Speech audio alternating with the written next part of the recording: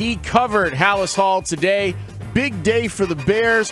Grote, let's ride. What do we need to know? Yeah, let's get into this right away, guys. Well, it's been quite a day altogether for the Bears. They had their Ed Block Courage Award earlier today featuring Kyler Gordon, so you get to hear some of that. But first, let me kind of give you what I thought the vibe was here at Halas Hall with Joe Thuney and Jonah Jackson and Grady Jarrett. Those are the three Bears that we got to meet today. All, and I know you guys heard a bunch of this, all very excited to be here, seemingly genuinely happy to be part of this organization. But I will say that there was this displacement vibe with all of these players, such as Joe Thuney. He's been flying high for a long time, having worked in New England and then having worked in Kansas City with Andy Reid and Patrick Mahomes. He finds himself here, so he got NFL'd. Jonah Jackson, what a wild ride it has been for him, getting the 3-year, $51 million deal last year, being forced to play the center position, suffering an injury. We'll get into that more. So he finds himself here, and it's just kind of like, yeah, well, I'm here. The NFL kind of did this. And then Grady Jarrett as well. Loved being in Atlanta, but he made it very clear that that is gone now. But there's just this feeling of, wow, things happen fast with all of these players. As I said, the stuff that you're going to hear right now, they did the whole podium thing in the Bears auditorium, and I know that you guys played that of everything that went on out here. They then allowed the beat reporters, of which obviously I am a part, to talk to all these guys separately and ask some other questions and maybe get a little bit more intimate in terms of the questions that we're asking. So let's get into the stuff people want to know. First, from Joe Thuney, who will be the Bears' left guard this year. And of course, we have to begin to ask him the question about a potential contract extension. I'm not really sure. I kind of let my agent handle all that. I just try and focus on the game and football and just getting ready for the season. So just that's really what I'm focused on. You've had two great runs, obviously, with the Patriots and with the Chiefs. Do you want to look past? Are you comfortable playing this year, knowing that you'll be hitting free agents, or do you want to start thinking ahead of what that could mean for you and sticking around? No, I'm grateful to be here, and I'm pumped to play, and let all that business side of it handle itself. But excited to get on the field with the guys and OTAs, and I'm excited to start working and. So just looking forward to it. I've been very comfortable so far. It's been awesome. Not too crazy hard questions for you guys yet, but it's going well. And like I said, this is a special franchise, special city. I really believe in what Ryan, the coach, and everyone's pulling for, and I'm excited to be part of it and contribute what I can. So it's kind of hard to believe, listening to that guy, that he is dirty and tough and gritty, but that's what Andy Reid has said about him, and that's what Ben Johnson said about him too, Lawrence. Yeah, and I'm fine with it. That's a very measured guy that's been through a lot, so it's a grown-up. It's not going to phase him at all. What else you got, Grote? Yeah, we'll just say, to counter what Spieg said right there, all offensive linemen are super nice and super intelligent when they don't have the helmet on. Think Kyle Long, think Bobby Massey, think Olin. Well, maybe not. Cruz can be a little rough. He's always listening. He's coming for you, man. All right, you guys can play around if you want. I'm not. He's that's how you have listening. my back, huh? Mark Grote, as you said. Olin is also my teammate. Yeah. So I got his back too. Just sent that audio to Olin already, Mark. I see whose back you have first, though. Tough lesson to learn on the fly. Tough lesson to learn on the fly. You tried to say, Lawrence. What's next, Grote? Yes, Jonah Jackson. More on what here, this is the question that again, happy to be here. Great hearing from Jonah Jackson, but let's get to what people are asking. What happened last year? Again, last March, signed a 3-year, $51 million contract, started at center where he had never played before. Then he fractured his scapula in week 2. He did return in the middle of November, but it was just not an effective season from all sorts of angles. Here is Jonah Jackson on all of that. Yeah, there's a lot of things that are out of my control, a positional change. I had an injury that you can't even predict. It happens in car accidents, and it happened just like a freak accident. But it comes with the game. This game is all about trials and tribulations, how you handle it. And, with a group like this and the mindset I have, I feel like we'll be able to be just fine in the days coming. You can't forget things like that. You know, it makes you into the person you are. And you know, I was able to just hone in on my craft, sharpen my toolbox, and you know, work.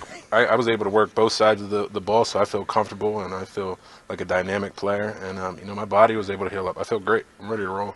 I wouldn't sharpen the toolbox. I would sharpen the tools inside. If you sharpen the box, you get some troubles. No, I like that. I like that he learned from it. I got to say, Mark Grote, vocally, he sounds an awful lot like Tevin Jenkins. Just the sound of the voice and the tone of the voice. I was like, is that Grote's guy? Just too soon. Yeah. Too soon, Spiegel. You know, it hurts. By the way, the right. Bears are going to have another press conference tomorrow. Oh, they are, because Drew Dahlman, they couldn't make official, and Dio Dingbo tomorrow. So you got both of them tomorrow. 3 o'clock tomorrow. They're good to go. About it. So to be right back out here, busy boy out here at Halas Hall. But it's Bears. Yeah, that's why. And Lawrence, I know you asked me about this earlier. Yeah, that's why those guys were not asked about today, just in terms of them being signed. And yeah, they will be here tomorrow, 3 p.m. So looking forward to that. Next guy I want you guys to hear from, and I know you had a blast playing Grady Jarrett. He's so good. Did you guys enjoy that? I mean, he was just a blast. And then afterwards, he moved on over to us, the beat reporters, and let's get more into him. You know, it was a shocker. It was like I said with all these guys, displacement. Like Grady Jarrett is from Atlanta. They loved him in Atlanta. He loved being in Atlanta. All of that stuff. So that might make one think that he's hurting a little bit over it. Here's Grady Jarrett on all that. I'm focused on the next thing, you know, and my next thing is here, and all I can do, I would be robbing Chicago coaches, players, fans if I was up here worried about how Atlanta made me feel. And so even to give that energy to say, I'm going to get back at Atlanta, we won't even play Atlanta this year. So whatever they doing, they got nothing to do with me, you know. So all my energy, all my focus is right here in Chicago. And that's where it's going, and that's where it's going to be. Grady, what do you remember about playing the Lions a couple of years ago and what it's like to face a Ben Johnson? Oh, man. Yeah, it was tough. I was talking to Coach earlier, and I was telling him, like, I don't even, some of these plays you drop, I don't even know how you think about it. You know what I'm saying? And so it was cool. And playing that line that they had up there, they're definitely physical, respect those guys a lot. Played them in, 2023, I think, and then back in 2020 as well. But I don't know. But whatever, we're talking about the last time. But I know what the Lions were about, especially these past 2 years. They've been doing really well. And to have Coach Johnson here, I mean, from there, guys, as you can see, you talk to him, he's intense, man. He want to win bad, and I'm happy to be able to play for him. And I'm fired up. A lot of cool connectivity going on here. Him playing against that team and now talking with Coach Johnson. He also talked about Drew Dahlman, his teammate from Atlanta, and was praiseworthy of Dahlman, who he went against in practice every day. It's like, whew, there's some good things going on here. I think that his approach is so adult. Like, even him talking about, like, obviously I have feelings about Atlanta, but that has nothing to do with what I'm doing now. They're doing their thing. I'm here, and I am invested here, because to not be invested would be cheating the people of Chicago in this franchise. I love Amazing. It. Totally agree. I love it. And Mark Grote, he talked during his presser about Jordan Love, about how much he dislikes Jordan Love. And I like that. Yeah, and he pipe down, little bitch, is what he said to Jordan Love. That was mic'd up. And he said he's looking forward to playing against Jordan Love twice a year. Oh, my goodness. How many Bears does Grady Jarrett already have when you factor in his love for Jordan Love? He hasn't played it down yet, but the Bear count has to be high, my friend. The Bear count is way up there. Now, he just walked into the building, so let's not get carried away here. Let's give him a strong 6.5 Bears. Oh. Now, that's very strong. He's not like he's from here. But he said also said that seeing Walter Payton, like walking in here to the place where Walter Payton was from, got him excited. He's a 2-time nominee. 7 full Bears. Understand? Okay, yeah, I'll round that up to 7 full Bears. You got it. I just want there to be room to go up when he gets 3 sacks in the opening game this year. 25 Bears. No, 7. I mean, has any free agent started with more than 7? Any guy who's never been here? I don't think so. I mean, like if they were from here, they'd have extra a chance. Bear, right? But extra Bear but he does remind on the serious side. Yes. He reminds me like the impact that he could potentially make reminds me a little bit. And they were in about the same place in their career age-wise. Akeem Hicks, a guy who walked into this building in 2017 named Akeem Hicks. Exactly. Yeah, no, people, but yeah, the effect when he came in. Tell us about the effect when he came in, Grote. You're on it. Oh, well, yeah. Akeem Hicks was like I think the effect on the field. He was a legitimate monster defensive lineman who, and this memory was sparked when you were bringing up the stuff about Grady Jarrett dogging on Jordan Love. Akeem Hicks had every time I talked to him one-on-one about playing the division, he had nothing but hate for whomever the opponent was. Like he would get up for he was told, Akeem Hicks, at one point in his career, what are you worth? What good are you if you can't play well or beat the teams in the division? Hicks always said that to me, and Grady Jarrett seems to have those same vibes. But I talk about it on the field with being good against the run. I remember, like, one of the things about Akeem Hicks, like, he would get some sack numbers here, but he was masterful at tackles for loss, impacting games at important times, and I do think that Grady Jarrett can do this, and what an effect he might have on guys like Gervon Dexter and Zach Pickens, and even Andrew Billings, the veteran, who we know how good he is, but this guy comes in and, I'm not saying this is a superstar, he just fortifies a lot and makes things feel better along that defensive line. So you guys got to talk with Kyler Gordon today too, correct? That is correct. Yeah, and I thought the most important thing, Kyler Gordon, like everybody, loves the signing of Ben Johnson. He loved the creativity that he would go up against when Ben Johnson would coordinate against the Bears all those years in Detroit. So all of that was status quo. But here we go with Kyler Gordon heading into the final year of his rookie deal. That means it's time to begin, and I have begun to, even previous to this, to ask Kyler Gordon about a potential contract extension with the Bears.